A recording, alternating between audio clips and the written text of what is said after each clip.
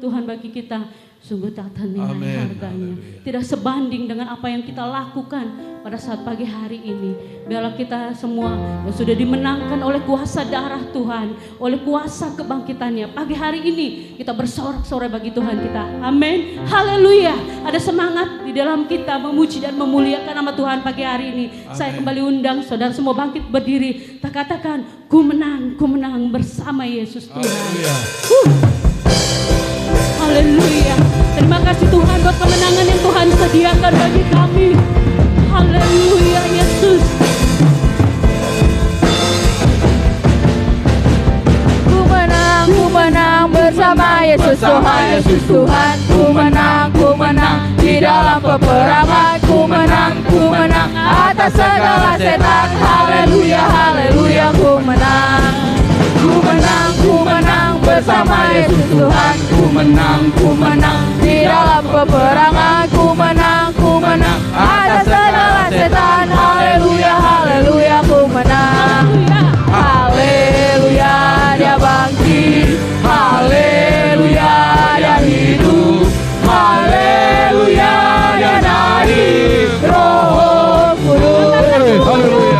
Ku menang bersama Yesus Tuhan. Ku menang di dalam peperangan. Ku menang atas segala setan. Haleluya, haleluya.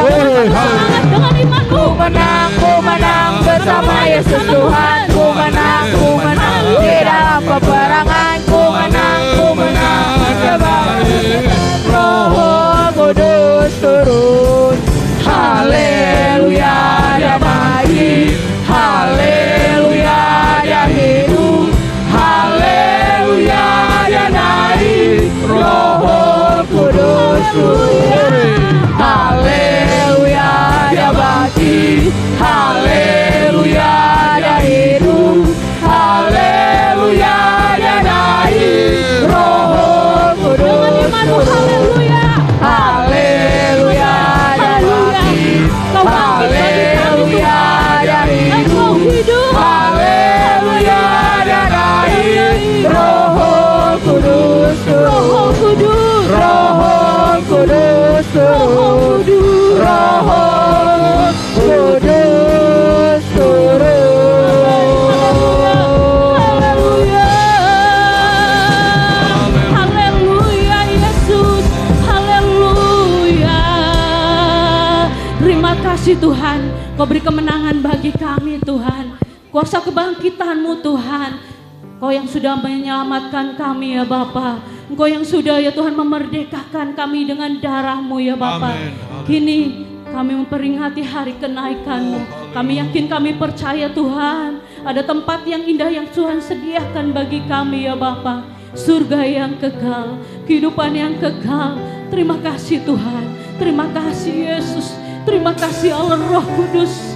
Terima kasih Tuhan. Kalau kami boleh ada hingga saat ini Tuhan, semua karena Engkau, semua karena anugerah-Mu di dalam kehidupan kami. Engkau Allah Ebenezer, Allah yang menyertai, Allah yang menolong di dalam kehidupan kami. Terima kasih Yesus. Kalau kami ada sampai hari ini, itu semua karena berkat Tuhan. Hari demi hari telah kami lewati, susah ataupun senang. Amin. Haleluya. Kami percaya Tuhan selalu serta dan tak pernah meninggalkan kami. Sebab itu janjinya bagi kita, orang yang mengasihinya. Ebenezer,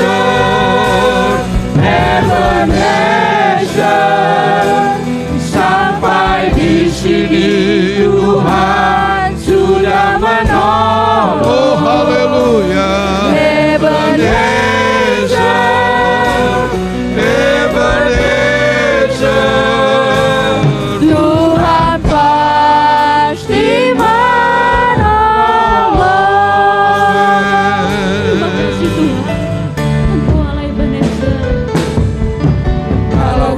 kami ada sampai hari ini, itu semua karena berkat Tuhan. Hari demi hari telah kami lewati, susah ataupun senang. Kami percaya Tuhan selalu serta dan tak pernah meninggalkan kami. Janjinya bagi kita, orang yang mengasihinya. Ebenezer, Ebenezer, sampai di sini Tuhan sudah menolong.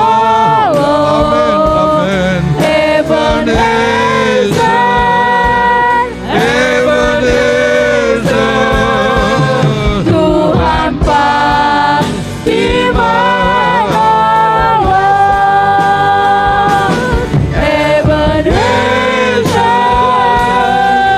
Ebenezer, sampai di sini Tuhan sudah menolong.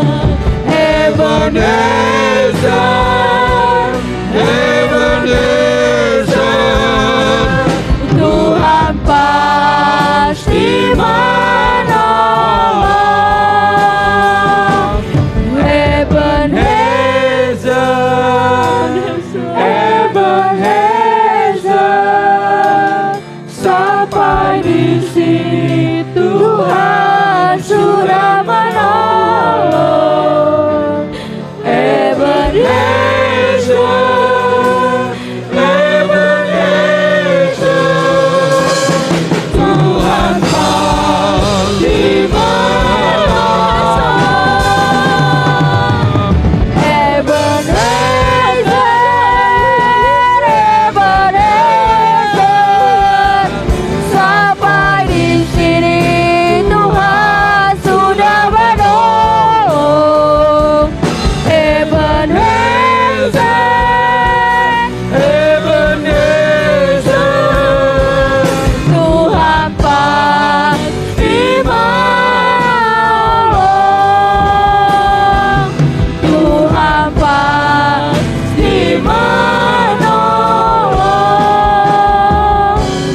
Tuhan pasti menolong.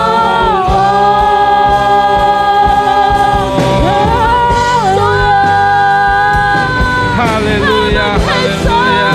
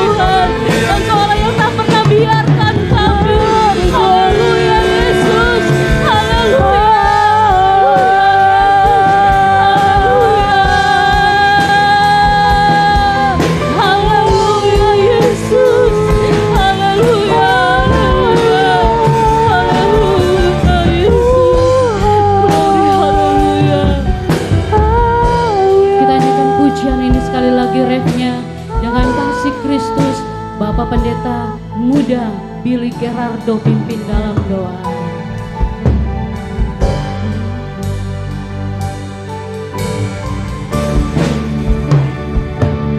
Ebenezer, Ebenezer, sampai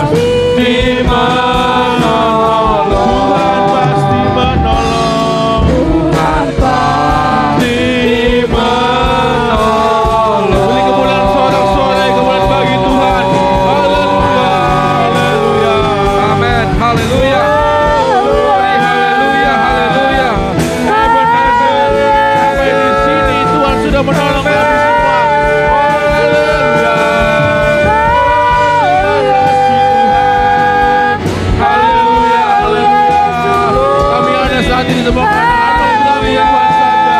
Haleluya, haleluya, haleluya. Oh, terima kasih Yesus. Kami percaya kalau Tuhan selalu menyertai kami. Haleluya, haleluya, haleluya,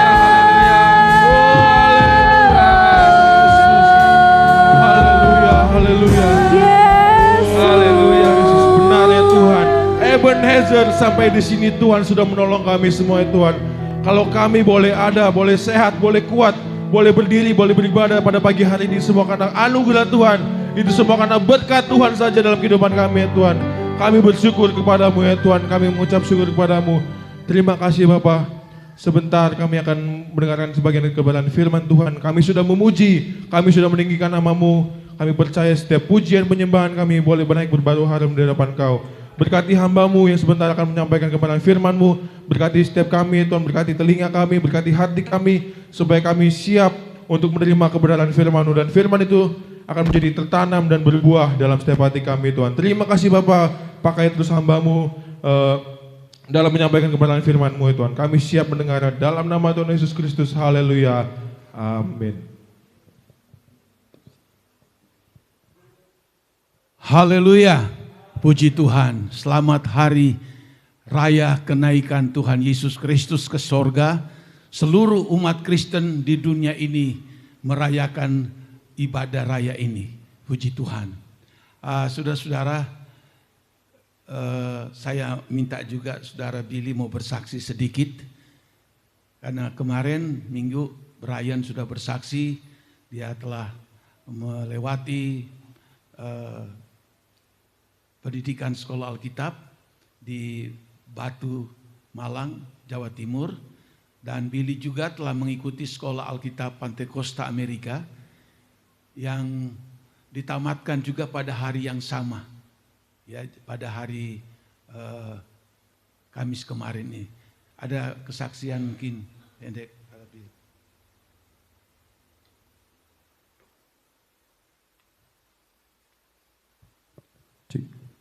Haleluya. Puji nama Tuhan, terima kasih untuk kesempatan yang diberikan. Sebelumnya saya bersyukur kepada Tuhan kalau Kamis lalu tanggal 22 Mei saya boleh ditamatkan di kelas 1 Sekolah Alkitab Pantekosta Amerika. Berawal dari ketika saya ada kerinduan untuk bersekolah Alkitab, tapi awalnya itu saya mau seperti Brian di Beji atau di Malang yang ada asramanya. Tapi mungkin ada beberapa saudara yang tahu juga kalau mama saya waktu itu masih hidup sakit dan butuh sekali saya dan bapak saya, adik-adik saya, jadi kurang memungkinkan kondisinya saat itu untuk sekolah Alkitab di Beji ataupun dimanapun yang ada asramanya. Jadi singkat cerita ada hamba Tuhan di Bekasi yang Tuhan pakai luar biasa menawarkan kepada orang tua saya, udah Billy coba sekolah Alkitab aja tapi online, pembelajarannya online tapi memang kampusnya ada di Amerika, kantornya berpusat di Amerika. Dan setelah ngobrol-ngobrol, kalau di sekolah Alkitab Pantekosta Amerika ini yang usia-usia muda memang diprioritaskan untuk dipanggil ke sana, ke Amerika, karena di sana ada majelis daerah Region 1 USA. Nah, jadi sudah secara resmi dan secara sah juga dan sudah diakui juga. Nah, singkat cerita ngobrol-ngobrol sama orang tua, waktu itu juga sempat kesini ngobrol sama opa oma gimana, boleh nggak Billy sekolah Alkitab Amerika ini walaupun pembelajarannya online, tapi ya tetap belajar gitu kan. Terus puji nama Tuhan juga papa mama sangat mendukung, opa oma juga di sini sangat mendukung. Kebetulan juga opa kenal dengan kepala sekolah dan pendirinya di Amerika Serikat itu. Jadi sempat ngobrol-ngobrol waktu itu dan puji Tuhan 9 bulan ini bisa berjalan dengan baik. Dan juga walaupun di tengah perjalanan bulan Oktober mama udah nggak ada, jadi nggak bisa melihat kelulusan kemarin, tapi bersyukur pada Tuhan bisa menyelesaikan dengan baik walaupun sambil kerja, sambil kuliah waktu itu ya, dan harus tetap Zoom ya, walaupun kelihatan enak ya cuma duduk di depan laptop doang, tapi sebenarnya ya ada proses-proses Tuhan lagi yang saya rasakan selama belajar sekolah Alkitab.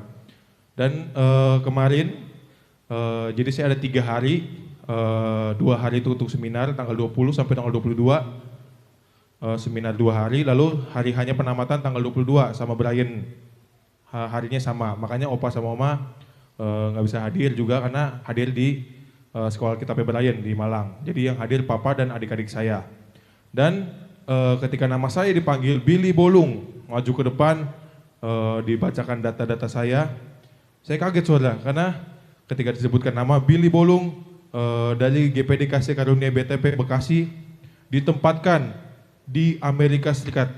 Saya langsung kaget saudara, karena memang pemilihannya itu sangat ketat dari dari staf dan kepala sekolah semua pasti berundingan. Walaupun usia, dan ada teman saya juga hampir seumuran, masih muda, tapi dia malah ditempatkan di Bekasi. Jadi saya satu-satunya yang paling muda yang ditempatkan di Amerika saudara. Jadi puji nama Tuhan, bersyukur, dan ada beberapa juga rekan-rekan hamba Tuhan yang ditempatkan di Amerika. Ini waktu kemarin saya ngobrol sama Brian, merupakan salah satu impian mama saya juga ternyata. Jadi masukin saya sekolah kita Panim Amerika ini, kerinduan mama saya kalau saya supaya bisa praktek di Amerika, dan puji Tuhan, Tuhan jawab semua doa-doa keluarga kami, dan mohon bantu doanya. Sekarang lagi proses untuk mengurus paspor, mengurus visa dan tiket, dan puji Tuhan katanya Opa Oma mau sponsorin ya. Jadi semuanya Tuhan buka jalan, saya percaya pengurusan di sananya juga sambil bekerja saudara, bukan cuma praktek di sana, tapi sambil bekerja dan sambil melayani Tuhan. Puji nama Tuhan, saya percaya itu semua karena kasih karunia Tuhan, karena berkat Tuhan saja. Haleluya, puji Tuhan. Haleluya, puji Tuhan saudara sekalian. Saya sebagai gembala, orang tua, senang sekali melihat bahkan sampai cucu kami bisa mau melayani Tuhan. Meskipun melalui online, tetapi kurikulumnya sama. Puasa 3 hari juga 3 malam sama. Billy puasa 3 hari 3 malam di sini ya, di kita ya. Dan puji Tuhan saudara-saudara, setelah diumumkan saya ikuti dalam siaran langsung, dan ternyata ditempatkan di New Jersey Amerika Serikat, di dekat New York kalau saya lihat di peta. Dan di situ memang gembalanya teman saya, dia gembala di New Jersey. Hanya memang kendalanya ya begitu, visa itu memang agak sulit. Tapi saya katakan kamu berdoa sama Tuhan, kalau kamu urus paspor dan urus visa, kalau Tuhan buka jalan ya. Dan ada berita mengatakan bahwa harus menyediakan uang 70 juta untuk apa itu istilahnya, jaminan.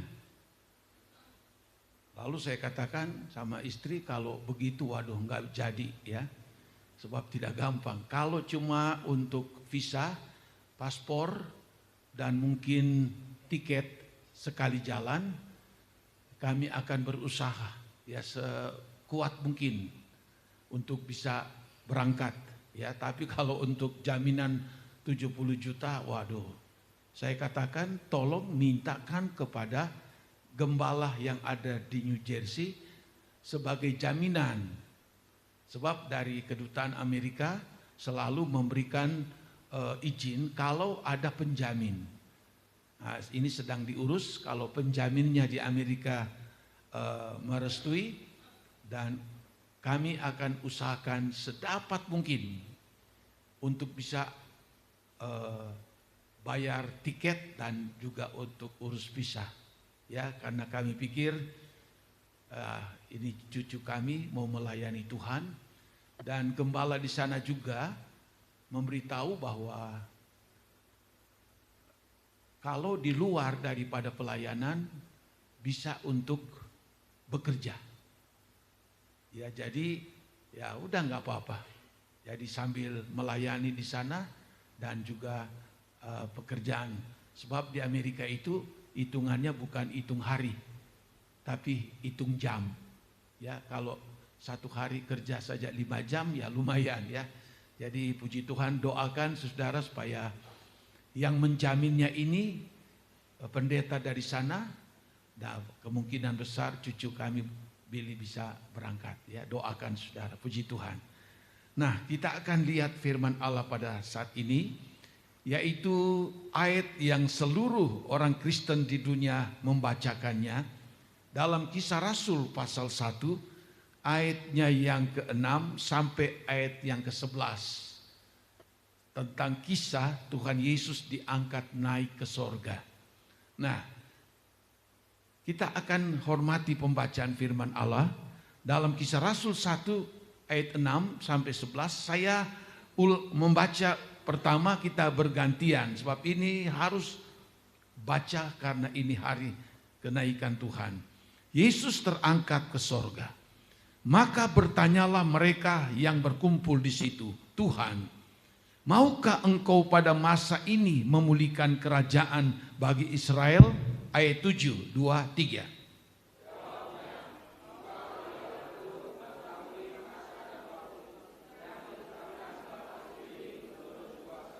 Tetapi kamu akan menerima kuasa kalau Roh Kudus turun ke atas kamu. Dan kamu akan menjadi saksiku di Yerusalem, di seluruh Yudea dan Samaria sampai ke ujung bumi. 9.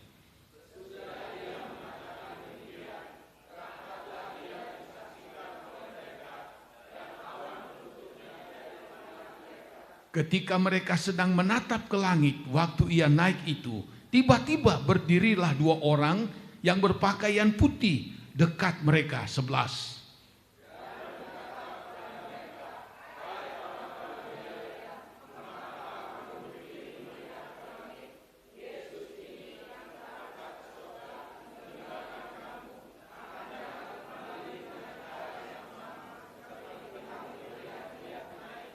Amin. Puji Tuhan. Dalam ayat 6 sampai 11 ini kita lihat ada 2 janji Allah untuk kita umat-umat yang percaya kepada Tuhan. Dan kita tahu bahwa janji Allah itu tidak mungkin salah. Janji Allah itu tidak mungkin keliru. Janji Allah itu tepat. Ya dan amin adanya. Sebab Alkitab memberitahu Allah tidak pernah berdusta. Apa yang Tuhan sudah katakan itu pasti akan terjadi. Nah, diceritakan dalam ayat ini mengenai Tuhan Yesus terangkat atau dinaikkan ke sorga menuju ke Allah Bapa di dalam kekekalan sampai selama-lamanya. Maka di dalam ayat ini kita lihat Tuhan menjanjikan di dalam ayatnya yang ke-7-8, yaitu kamu akan diberikan Roh Kudus. Supaya kamu akan berkuasa katanya. Kamu akan kuberikan Roh Kudus. Supaya kamu, saya ulangi, beroleh mendapatkan, memiliki kuasa. Dan ini bukan kuasa manusia, tapi ini kuasa dari Allah. Bahkan kalau kita baca di dalam ayat 4 dan 5 berkata begini, pada suatu hari ketika ia makan bersama-sama dengan mereka, ia melarang mereka meninggalkan Yerusalem, menyuruh mereka tinggal di situ menantikan janji Bapa. Yang demikian katanya, telah kamu dengar daripadaku, sebab Yohanes membaptis dengan air, tetapi tidak lama lagi kamu akan dibaptis dengan Roh Kudus. Ini perkataan Tuhan Yesus sebelum dia naik ke surga. Kenapa? Penting sekali untuk Tuhan Yesus sampaikan ini. kamu akan aku berikan Roh Kudus dalam hidup kamu. Dan di dalam ayat 8, Roh Kudus itu ada kuasa Allah di dalam dia. Tuhan Yesus dia akan tinggalkan dunia. Dia dari sejak lahir sampai dia terangkat kurang lebih umur 33 tahun, kurang lebih 33 tahun setengah. Dia bersama-sama di dunia ini. Lalu dia terangkat naik ke surga. Tapi Tuhan tahu, aku akan pergi. Siapakah yang nanti akan menolong kalian? Siapakah yang akan membackup kalian selama aku pergi ke surga? Tuhan tahu kita itu tidak kuat. Tuhan tahu kita tidak mampu. Kita terbatas keadaan kita. Manusia kita ini, saudara-saudara, sangat tidak tahan, tidak mampu menghadapi situasi, apalagi situasi yang sulit sekalipun. Tapi itu Tuhan tahu. Maka itu sebabnya sebelum dia naik ke surga, dia beritahu. Kamu sudah mendengar Yohanes membaptis kamu dengan air. Tetapi dia itu, aku itu yang akan membaptiskan kamu dengan Roh Kudus. Makanya jangan kamu tinggalkan Yerusalem, katanya. Nantikanlah janji Bapa itu. Sehingga di dalam Alkitab ada 120 murid Tuhan Yesus. Mereka tidak langsung pulang, tapi mereka mencari tempat di kamar loteng Yerusalem. Lalu mereka mulai berdoa selama 10 hari. Jadi Tuhan tahu, aku akan meninggalkan kamu. Tapi aku tidak akan membiarkan kamu. Aku pergi dan aku akan suruh Roh Kudus turun ke atas kamu. Dan dia akan datang di dalam setiap pribadi kita. Untuk memberikan kemampuan, memberikan kekuatan. Sebab apa? Sebab kenaikan Tuhan Yesus ke surga. Dengan nanti kedatangannya pada kali yang kedua, itu ada tenggang waktu yang cukup lama.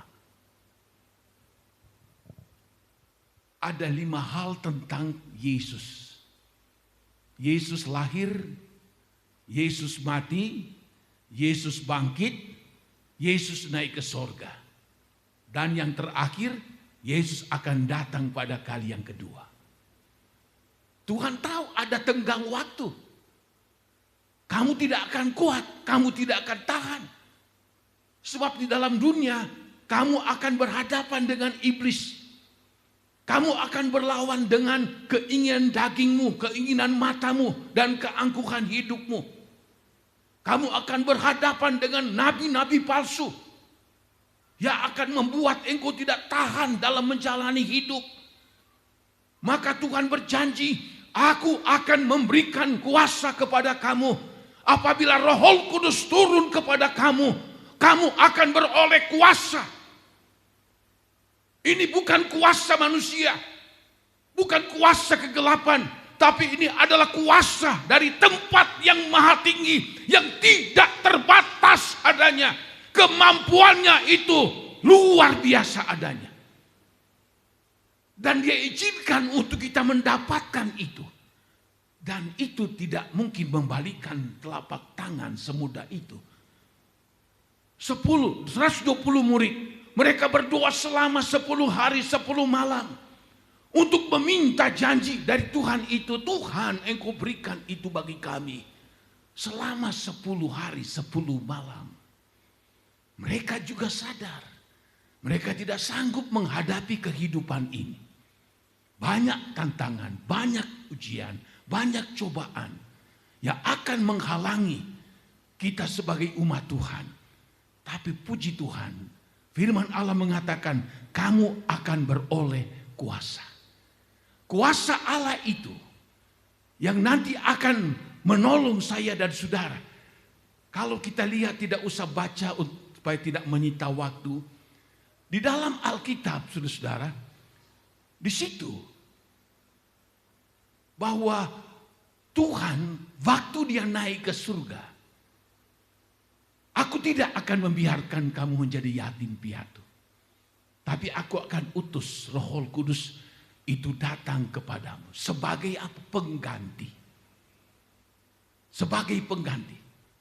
Sebab bagi Allah, kita itu bagaikan biji matanya. Kesayangan dari Allah. Alkitab memberitahu. Alkitab memberitahu dalam Yesaya. Kita adalah harta kesayangan dari Tuhan. Kita umat pilihan Allah. Disayang oleh Tuhan. Dia mati bangkit untuk saya dan saudara. Maka itu sebabnya dia tidak biarkan. Dia berikan Roh Kudus untuk menemani kita menjalani kehidupan ini. Bahkan kalau kita lihat dalam Alkitab, dalam Yohanes 14 ayatnya yang ke-26, di situ ditulis bahwa Roh Kudus itu dia datang sebagai apa? Penghibur. Dia tahu kita itu rentan dengan kesusahan, rentan dengan masalah. Banyak sekali cobaan ujian yang mendatangkan kita susah, mendatangkan kita sedih, mendatangkan kita menjadi putus asa. Tapi Alkitab memberitahu, Yesus berkata, kalau Roh Kudus itu akan datang padamu, dia akan menjadi penghibur, pemberi semangat, pemberi sukacita dalam diri kita. Kita tidak terbawa dengan kesukaran. Kita tidak terbawa dengan penderitaan yang kita alami. Kita tidak terbawa dengan susah yang tidak habisnya. Kita tidak bisa menghindar memang. Kalau kita selalu rentan dengan ada susah, ada kesedihan dalam hidup ini. Melewati banyak masalah, ujian yang berat sekalipun. Kita tidak bisa mengelak dari semuanya itu. Tetapi Tuhan tahu, kalau kita ada Roh Kudus, kita datang minta pertolongan. Kita datang minta supaya dia akan menjamah kita. Kesusahan, kesedihan, air mata yang kita alami, dia gantikan dengan damai. Dia gantikan dengan sukacita di dalam kehidupan saya dan saudara. Sehingga kita tidak larut di dalam kesedihan.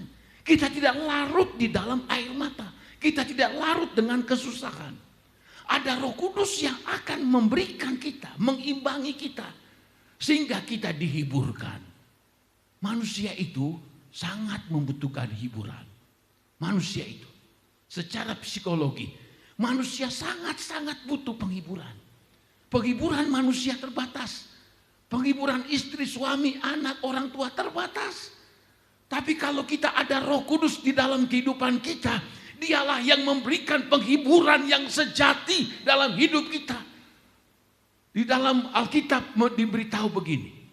Damai sejahtera yang aku berikan padamu, atau sukacita yang aku berikan kepadamu, bukan seperti yang dunia miliki. Maka itu sebabnya janganlah kamu takut, jangan kamu gelisah. Percayalah kepada Tuhan. Dialah sumber kesenangan kita, sumber penghiburan kita. Luar biasa. Lalu di dalam Alkitab juga, dalam ayatnya yang ke-26 di situ juga ditulis, Roh Kudus akan mengajar kita. Roh Kudus akan mengingatkan kita semua tentang firman-firman Tuhan yang kita sudah terima, dengar selama ini. Dialah pengajar yang sempurna. Dia mengajar kita begitu rupa. Dan dia itu akan mengingatkan kepada kita apa yang kita sudah dengar. Sebab manusia itu kekurangannya itu banyak pelupa. Saya juga dulu tes kepada anak-anak sekolah minggu. Waktu ibadah saya tanya, anak-anak, firman Tuhan hari Minggu yang lalu, Om Beni bawa cerita tentang apa? Oh, bingung. Apa ya? Apa? Loh, coba ingat. Muter-muter dulu. Apa ya? Apa ya? setelah disebut ini, oh iya baru ingat. Saya pikir anak-anak sebetulnya ingatan mereka kuat. Tapi kok bisa begitu? Anak-anak belum banyak masalah, belum banyak tantangan. Dan saya pikir apalagi wong tua. Ada banyak masalah, banyak kekurangan, kebodohan dan sebagainya. Seringkali firman Allah yang diberitakan minggu lalu, pulang dari rumah, beli kelingan. Nah ini. Nah kalau seperti ini, wah bagaimana kerohanian kita bisa bertumbuh, bisa berbuah. Kalau firman Allah yang diberitakan, pulang dari gereja kita sudah lupa. Tapi kalau kita ada Roh Kudus dalam diri kita, Roh Kudus ingatkan kita, wah Om Beni khotbah minggu kemarin ini, minggu yang lalu begini, minggu begini berikutnya begini. Ingat, dan mengingat itu menandakan firman Allah itu bukan saja kita terima dari telinga kiri, tapi di dalam hati juga merekam firman Allah itu. Nah ini pentingnya Roh Kudus ada dalam diri kita. 1000 kali kita kebaktian dalam 1 tahun. Tapi kalau kita tidak ada Roh Kudus, maka 1000 kali kita dengar khotbah sekalipun kita tidak akan ingat. Maka percuma kita dengar firman Allah. Dari sini kita dengar, keluar dari gereja kita sudah lupa. Lalu bagaimana kita bisa bertumbuh? Ini akan sangat sulit. Tapi kalau Roh Kudus ada dalam dirimu, dia mengajar kita dan dia mengingatkan kita kepada segala sesuatu firman Allah yang sudah disampaikan. Itu saudara. Alkitab memberitahu, kalau Roh Kudus ada di dalam kamu, di dalam ayatnya yang ke Yohanes pasal 16 ayat 8, Roh Kudus itu akan menginsafkan manusia akan dosa. Ini Roh Kudus. Kalau ada Roh Kudus dalam diri kita, kita diberikan kesadaran, jangan lakukan ini dosa. Jangan lakukan itu dosa. Roh Kudus itu akan apa? Menginsafkan. Bahkan kalau kita mungkin berbuat dosa, waduh kita langsung rasa takut. Dia insafkan kita. Belum melakukan pun kita sudah disadarkan. Oh Tuhan, tolong saya. Dan Roh Kudus itu dikatakan juga, dia juga menginsafkan akan kebenaran. Ini Roh Kudus dalam Yohanes 16 ayat 8. Dia insafkan kita akan kebenaran. Sehingga apa? Kita tahu mana kebenaran yang dari firman Tuhan. Mana kebenaran yang asli, mana kebenaran yang palsu. Mana kebenaran manusia. Kalau Roh Kudus ada dalam diri kita, kita akan tahu persis, wah ini adalah kebenaran dari Allah. Sebab banyak juga sekarang saudara, bahkan pun orang bisa berkhotbah, tetapi bukan kebenaran asli firman Allah, tapi kebenaran manusia, kebenaran pendapat diri sendiri, dan lain-lain. Tapi kalau ada Roh Kudus di dalam diri kita, dia insafkan kita. Benar, ini kebenaran. Ya, ini kebenaran Allah. Harus kita patuhi kebenaran firman Allah. Karena ada Roh Kudus. Bahkan di dalam ayat 8 itu Roh Kudus itu akan menginsafkan kita akan apa? Akan penghakiman dari Tuhan. Tujuannya apa? Mengingatkan kita, eling, sadar. Jangan kamu sembarangan lakukan ini, lakukan itu. Ada hukuman Allah semua. Ada penghakiman Allah dari itu. Misalnya contoh. Ini suatu keinginan kita. Tapi keinginan kita itu ada dosa di dalamnya. Tapi kita memiliki keinginan, kemauan untuk bisa menggapai itu. Kita pikir, wah ini keinginan daging, enak sekali. Ini keinginan mata dan sebagainya. Kita mau melakukan. Roh Kudus sadarkan awas. Lakukan itu, kau akan dihukum. Belum engkau pegang, Roh Kudus sudah sadarkan kita. Hati-hati. Jangan lakukan itu. Engkau lakukan itu, engkau terjebak. Dan engkau akan dihakimi dan engkau akan masuk neraka. Ini peranan Roh Kudus dalam diri kita. Makanya sangat-sangat penting Roh Kudus itu dalam hidup ini. Ini Tuhan Yesus sendiri yang katakan. Lalu apa? Di dalam Yohanes 16 ayat 13, di situ disebutkan Roh Kuduslah yang akan memimpin kamu, menuntun kamu, mengarahkan kamu kepada seluruh kebenaran daripada Tuhan. Ya, apabila Ia datang itu Roh Kudus, Roh kebenaran, Ia akan memimpin, menuntun kamu ke dalam seluruh kebenaran. Nah, ada orang termasuk orang Kristen, kebenaran itu cuma separuh yang dia lakukan. Ada orang Kristen, sebagian kecil kebenaran yang dia lakukan. Alkitab mengatakan, Roh Kudus kalau ada padamu, Dia menuntun, memimpin kamu kepada seluruh kebenaran. Yesus itu adalah kebenaran. Yesus itu sumber kebenaran. Dan Roh Kudus akan tuntun, akan pimpin kita untuk apa? Supaya kita mendapatkan seluruh, bukan sebagian, seluruh kebenaran daripada Tuhan. Banyak orang Kristen karena tidak ada Roh Kudus, jadi tidak dituntun kepada seluruh kebenaran.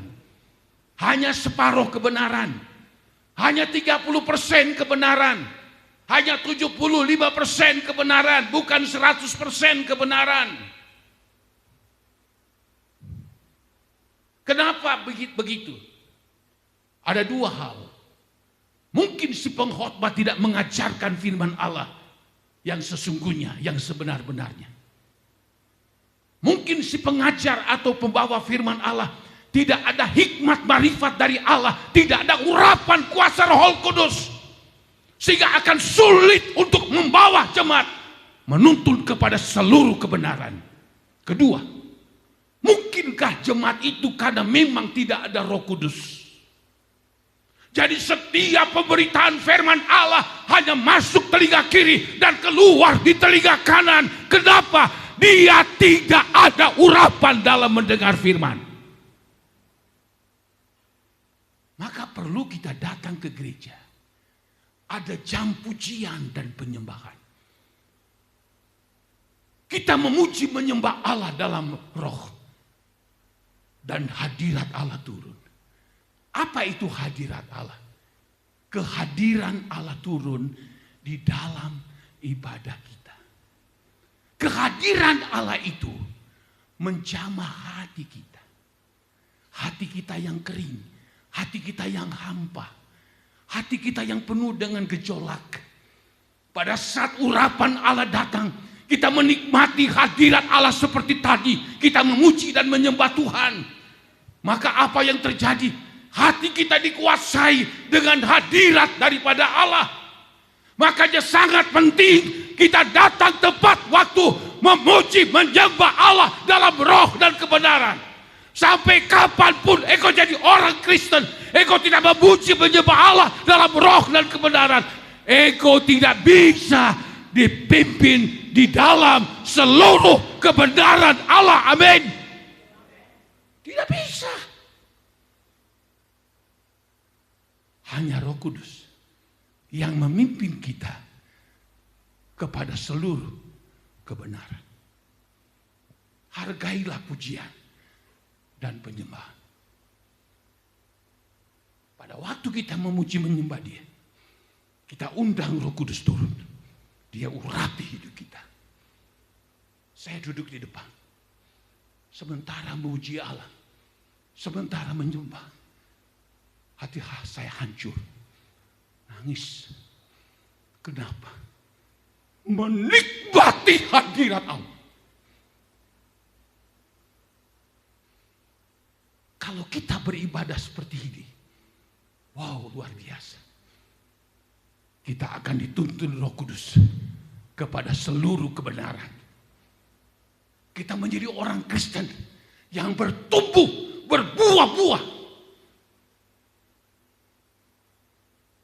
tuntun kita kepada seluruh kebenaran.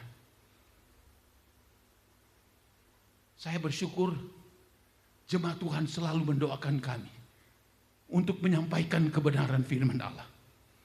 Tidak gampang menyampaikan firman Allah, tidak mudah. Sekarang banyak sekali di Google, di YouTube, khotbah-khotbah. Bisa ambil dari situ.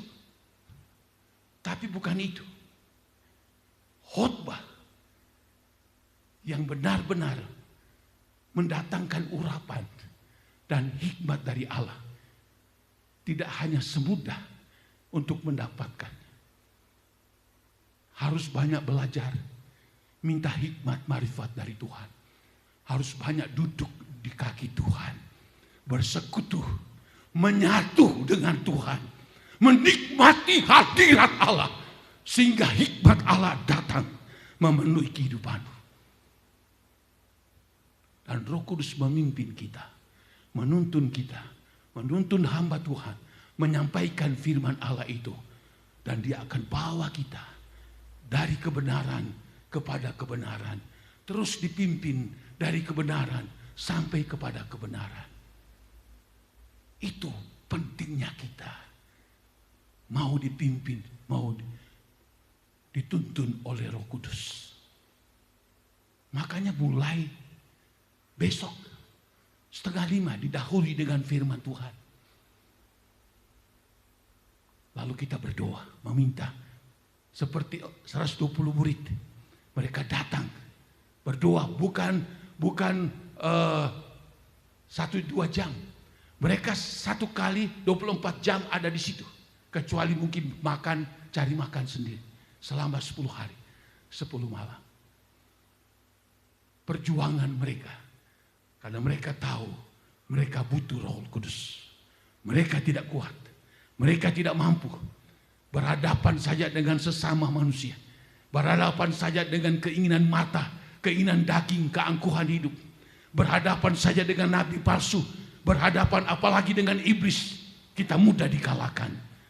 Tapi Tuhan berkata, kamu akan beroleh Roh Kudus. Kamu akan beroleh kuasa apabila Roh Kudus turun ke atas kamu.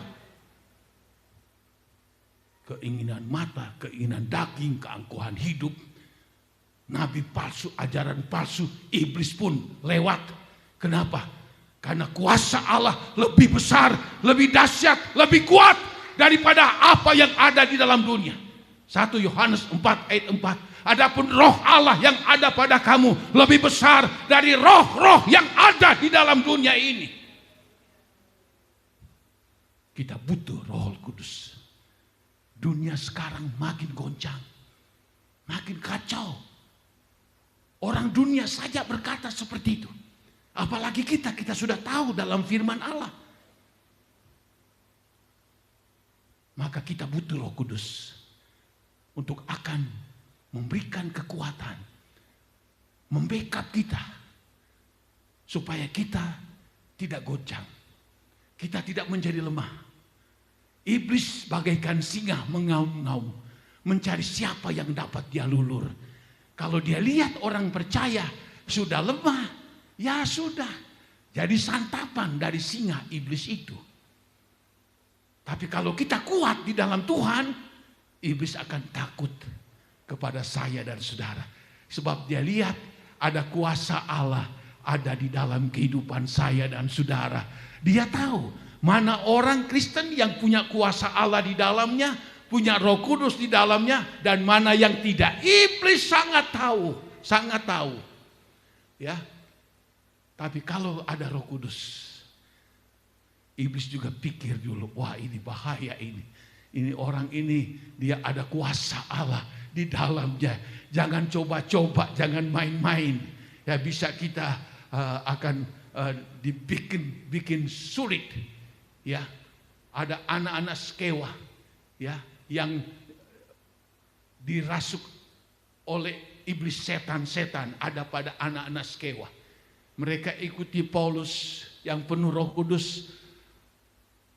Lalu mereka ingin supaya beradu argumentasi dengan Paulus dan lain sebagainya. Lalu Paulus tengking mereka. Lalu iblis yang mengikat mereka berbalik mengkoyak-koyakkan anak-anak Skewa ini. Dicakar oleh iblis, lari pontang-panting. Karena iblis berkata apa? Paulus aku tahu. Yesus juga aku tahu. Lalu kamu siapa? Lalu iblis, setan cakar mereka habis-habisan. Jadi iblis tahu, saudara. Iblis berkata, Paulus juga aku tahu. Dengan kata lain, Paulus juga itu penuh Roh Kudus. Aku tidak sanggup mengalahkan dia. Tapi kamu apa? Ayahmu dukun, kau juga ikut-ikutan. Dicakar habis-habisan. Alkitab memberitahu dalam Kisah Rasul. Jadi iblis tahu kalau kita ada kuasa Allah. Nah, saya berdoa pada hari kenaikan Yesus ini, kita persiapkan waktu untuk datang bersekutu dan berdoa selama 10 malam, 10 hari sore setengah 5 sampai jam 6 kurang sedikit. Untuk apa? Kita minta perlengkapan kuasa Roh Kudus turun menguasai. Kita pergi kemanapun iblis lihat ini ada kuasa Allah, jangan korek dia. Ya, dia tahu. Tapi kalau dia lihat kita tidak ada kuasa, ya sudah. Dia terkam, bahkan dia telan kita. Itu janji Tuhan yang pertama. Lalu janji Tuhan yang kedua, yaitu ditulis di dalam ayatnya yang ke-10, 11. Ketika mereka sedang menatap ke langit waktu ia naik itu, tiba-tiba berdirilah 2 orang yang berpakaian putih dekat mereka. Dan berkata kepada mereka, hai orang-orang Galilea, mengapakah kamu berdiri melihat ke langit? Yesus ini yang terangkat ke surga meninggalkan kamu akan datang kembali dengan cara yang sama seperti kamu melihat dia naik ke surga. Janji yang kedua. Yesus yang kamu lihat dari bumi dia mulai terangkat, dibungkus dengan awan-awan, lalu naik ke atas, dia naik ke surga. Begitu juga nanti dia akan datang pada kali yang kedua, seperti yang kamu lihat dia naik. Ini firman Tuhan. Dikatakan bahwa ia akan datang kembali dengan cara yang sama seperti kamu melihat dia naik ke surga. Janji yang satu ini yang belum digenapi. Dan banyak sekali hamba-hamba Tuhan yang diurapi. Mereka berkata, janji kedatangan Tuhan yang kedua kali. Melihat situasi penggenapan-penggenapan dalam Alkitab sedang terjadi, maka menandakan kedatangannya yang kedua kali itu sudah dekat. Kenapa ada cukup tenggang waktu? Dalam 2 Petrus pasal 3, di situ Alkitab memberitahu begini. Tuhan bukan berlambatan untuk datang kedua kali, tetapi oleh belas kasih-Nya supaya semua orang mau bertobat, percaya, bertobat sungguh-sungguh kepada Tuhan. Jadi kalau Tuhan belum datang sampai hari ini, itu berarti dia masih berikan waktu kesempatan. Yang belum bertobat benar-benar, ayo silakan bertobat. Yang belum sungguh-sungguh, ayo sekarang mulai sungguh-sungguh kepada Tuhan. Yang tidak lakukan firman Tuhan, ayo sekarang kita lakukan firman Allah. Yang belum mengasihi Tuhan dengan sungguh, ayo kita berubah. Kita mau mengasihi dia dengan sungguh-sungguh. Mengutamakan dia lebih dari segala-galanya. Ada waktu, berarti ada kesempatan. Bayangkan kalau Tuhan datang tiba-tiba sekarang. Lalu kita dapati kita masih hidup dalam keduniawian, kita masih hidup di dalam dosa, kita tidak mengasihi Tuhan, kita tidak menjadi pelaku firman Allah, kita tidak hidup dalam kebenaran dan kekudusan. Kalau dia datang hari ini, mau kemana kita? Ini berarti ada waktu dan kesempatan yang Allah berikan. Selagi ada waktu dan kesempatan, berarti itu waktu untuk kita berbenah diri. Waktu kita mempersiapkan diri untuk dia datang pada kali yang kedua. Nah ini saudara menjadi bukti bagi semua orang di dunia ini. Bahwa Yesus dia itu naik ke surga. Kenapa? Karena dia itu berasal dari surga. Haleluya. Dia kembali ke asalnya. Kembali ke surga. Karena dia memang dari surga. Kemarin ini saya mengikuti seorang khotbah dari seorang guru dari agama seberang. Lalu dia bertobat. Karena dia bandingkan dengan ajaran mereka dan dengan ajaran firman Tuhan kita. Ternyata jauh berbeda. Dia katakan begini. Tidak ada di dunia ini yang seperti Tuhan Yesus. Pemimpin agama katanya yang dia dulu mati, tidak bangkit-bangkit sampai sekarang. Pemimpin agama Buddha sudah mati dan tidak bangkit sampai sekarang. Pemimpin agama Hindu dan segala yang lain-lainnya, banyak dewa Hindu mati sampai sekarang tidak ada bangkit-bangkit. Pemimpin agama ini itu dia sebutkan mati. Tetapi Yesus tidak. Itu yang membuat dia bertobat. Yesus jelas sekali datang dari sorga. Dalam Yohanes 1 ayat 14 dia jadi manusia. Kenapa bisa jadi manusia? Sebab dengan jalan itu ada akses untuk dia menyerahkan nyawanya untuk ganti saya dan saudara.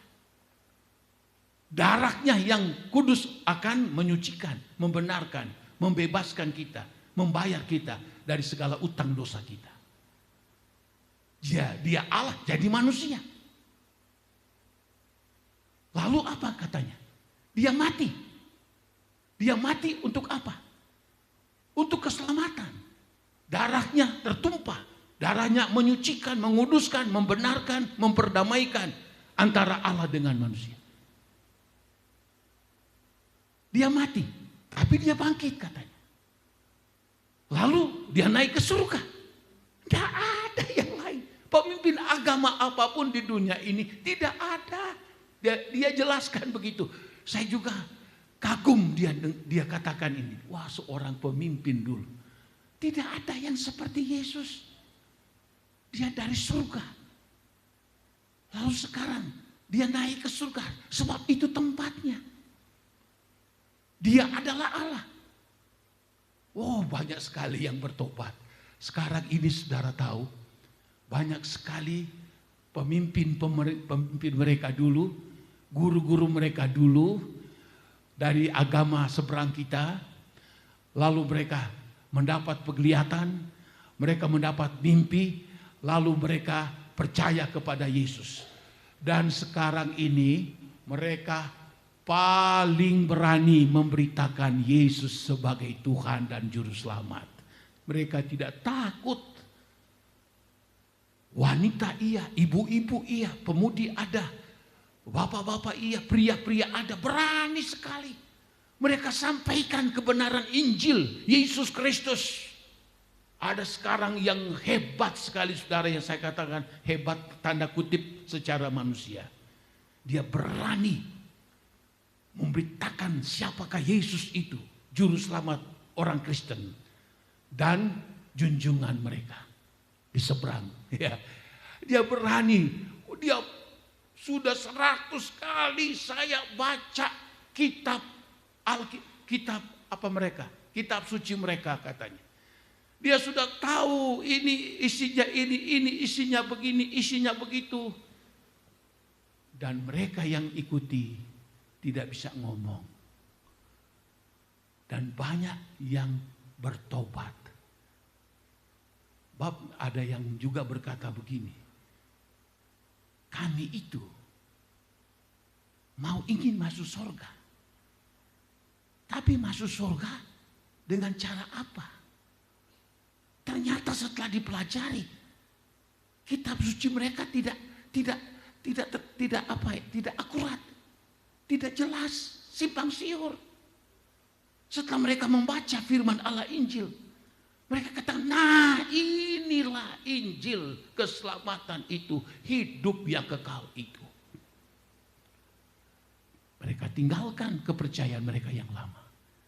Lalu mereka jadi umat pilihan Tuhan. Mereka orang-orang yang sangat berani. Mati sekalipun mereka rela. Karena mereka sudah temukan juru selamat, yaitu Tuhan Yesus Kristus. Dan sekarang ini banyak sekali. Ada seorang pemimpin. Ya, seorang pemimpin dari agama mereka. Dia berkata begini. Di seluruh dunia tidak ada pemurtatan yang begitu hebat selain di Indonesia. Wow. Ada yang tidak mau diekspos karena diam-diam. Tapi begitu banyak sekali agama-agama lain berpindah percaya kepada Tuhan Yesus. Sebab mereka temukan ajaran Yesus itu ajaran yang sungguh-sungguh benar. Dia dari sorga. Dia datang, dia mati, bangkit naik ke surga. Lalu dia akan datang pada kali yang kedua. Bahkan kitab suci mereka akui yang akan datang pada hari kiamat. Itulah Tuhan Yesus Kristus.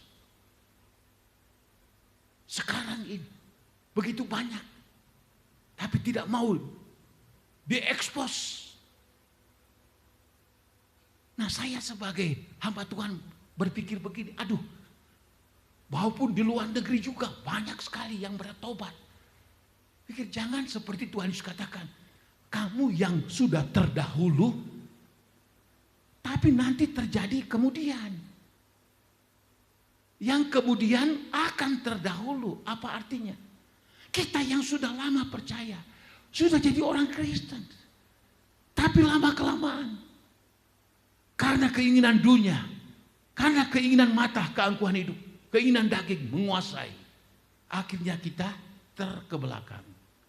Sekarang yang maju, Bani Kedar, Nebayot, mereka sekarang. Dan ini penggenapan Yesaya 60 ayat 1 sampai ayat 7. Kamu akan lihat bangsa-bangsa lain. Kedar, Nebayot akan datang, Midian. Mereka akan datang berduyun-duyun datang di dalam rumah Tuhan. Dengan segala kekayaan mereka, mereka akan bawa. Ini tantangan bagi saya dan saudara. Apakah kita masa bodoh? Apakah kita ini santai-santai ikut Tuhan? Nanti seperti kata Tuhan, kamu dulu yang duluan. Tapi kok ke belakang? Mereka yang tadinya di belakang, mereka sekarang sudah maju. Ini Tuhan Yesus sendiri yang katakan. Sekarang berita tentang kedatangan Tuhan makin gencar diberitakan. Kenapa? Tanda-tanda yang disebutkan dalam Alkitab sedang mulai digenapi. Makanya banyak hamba-hamba Tuhan dengan penuh keyakinan berkata, Tuhan Yesus tidak lama lagi dia akan datang pada kali yang kedua. Malaikat berkata, apa yang kamu lihat dia naik seperti itu loh, dia juga akan datang pada kali yang kedua. Betapa indahnya hidup saya dan saudara. Pada waktu dia datang pada kali yang kedua, kita sudah siap sedia. Bagaikan pengantin. Oh haleluya. Dihiasi dengan hiasan-hiasin. Bukan emas, perak, permata. Tapi kita dihiasi dengan kebenaran Allah. Kita dihiasi dengan kekudusan dari Allah. Kita dihiasi dengan perbuatan-perbuatan yang baik yang kita lakukan selama ini. Kita bagaikan pengantin kekasih dari Tuhan. Dia akan datang kali yang kedua. Dia hanya mencari pengantinnya yang sungguh-sungguh mengasihi akan dia. Haleluya. Dia datang pada kali yang kedua. Dia mencari orang-orangnya yang melakukan firman Allah dengan baik. Yang setia di dalam mengiring Tuhan. Meskipun banyak tantangan, kesukaran dan kesulitan, kita tetap di dalam Tuhan. Haleluya. Hari kenaikan Tuhan mengingatkan kita, menyadarkan kita, Tuhan sebentar lagi engkau akan datang. Kalau engkau belum datang hari ini, besok, minggu, itu berarti saya mau mempersiapkan diri.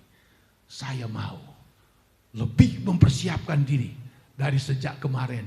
Saya lebih sungguh-sungguh, lebih setia, lebih benar, lebih kudus. Sehingga waktu engkau datang pada kali yang kedua, maka saya akan berkata, Hosana mubaraklah. Yesus yang datang dalam nama Allah menjemput saya masuk dalam kemuliaannya. Tuhan berkati. Kita masuk di dalam doa. Haleluya.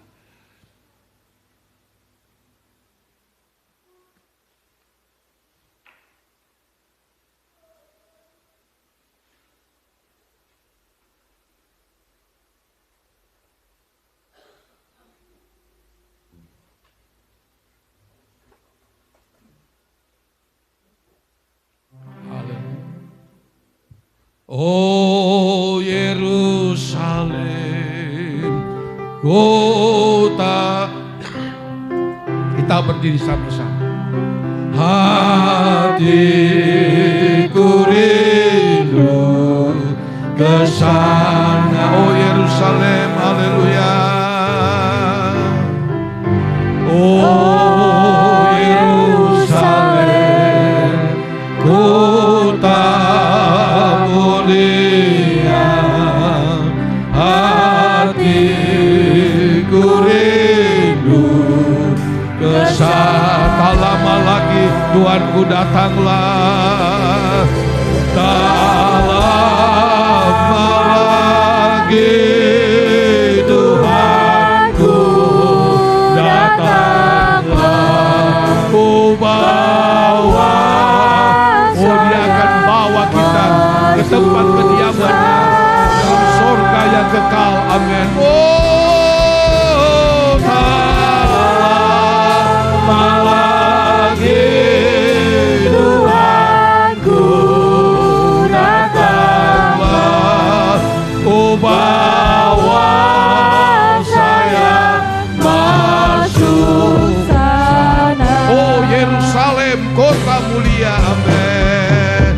Ya oh, inilah tujuan saya dan saudara. Tujuan hidup kita bukan tinggal di dalam dunia. Dunia penuh kesukaran, penderitaan. Haleluya. Oh biar hati kita rindu ke tempat kediaman daripada Allah. Oh Yerusalem, kota yang mulia. Amin. Oh Yerusalem, oh amin. Haleluya. Bangkitkan kerinduan kita yang besar. Oh untuk pergi ke sana. Haleluya.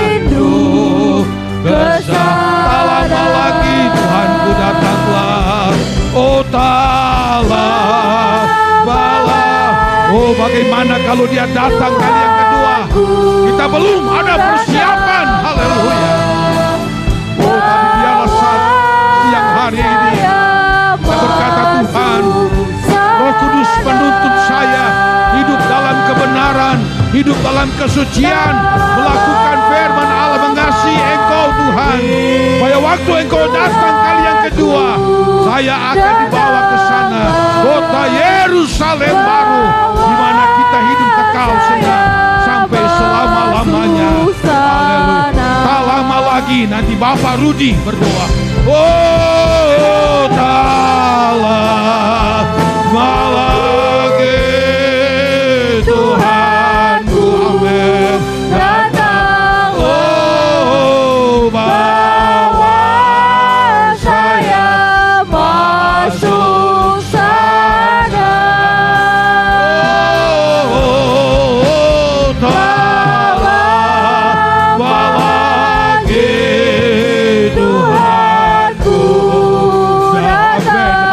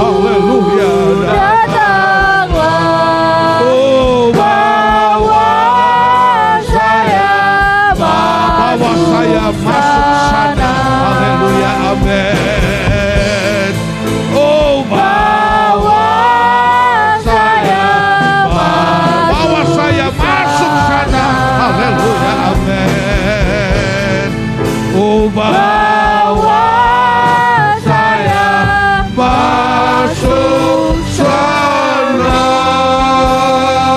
Haleluya, haleluya. Oh haleluya, haleluya. Iya, Haleluya. Glory, haleluya, haleluya. Amin, amin, haleluya.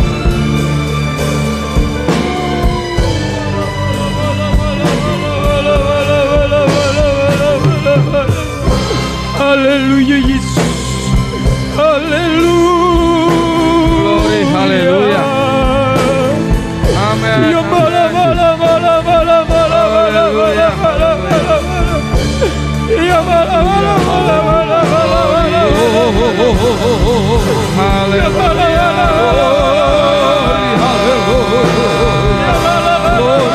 Haleluya, haleluya, haleluya. Haleluya. Ya bala bala bala bala bala bala bala. Terima kasih. Terima kasih. Terima kasih Bapa di dalam Haleluya. surga. Biarlah pada siang hari ini ya Tuhan, di momen spesial kebenaran firman-Mu ya Bapa, di dalam kami memperingati kenaikan-Mu ke surga ya Tuhan, kami sungguh sangat bersyukur dan berterima kasih kepadamu ya Bapa. Kami percaya Engkau akan meninggalkan penolong yang setia di tengah-tengah kehidupan kami. Bahkan Engkau akan meninggalkan penghibur di tengah-tengah kehidupan kami, yang selalu memberikan kekuatan buat kami ya Bapa. Penuhi kami Tuhan dengan roh-Mu, pimpin kami dengan roh-Mu ya Tuhan, agar kami mampu berjalan sampai kepada seluruh kebenaran firman-Mu ya Bapa. Inilah doa kami Tuhan, inilah kerinduan kami kepadamu ya Bapa. Urapi kami terus ya Tuhan, bakar kami dengan kasih-Mu ya Bapa, agar kami memiliki semangat di dalam mengiring Engkau Tuhan, memiliki kesungguhan, kesetiaan, ketaatan ya Bapa. Bahkan di momen yang spesial ini ya Tuhan, jadikan kami berubah di dalam mengiring Engkau ya Bapa. Kami mau tinggalkan hal-hal yang kurang baik, kami mau berubah di dalam kehidupan kami yang baru ya Tuhan, sehingga kami selalu ada kepenuhan Roh Kudus di dalam hidup ini ya Bapa. Karena kami tahu, kami sadar, kami jujur, tanpa Roh Kudus kami tidak pernah akan mampu berkenan di hadapan-Mu ya Tuhan. Layakan kami terus ya Bapa. Terima kasih buat kebenaran firman-Mu Tuhan. Kau sudah menyampaikan kebenaran firman-Mu melalui hamba-Mu. Berkati juga hamba-Mu ya Bapa. Berikan kekuatan, kesehatan, hikmat, akal budi yang daripadamu ya Tuhan.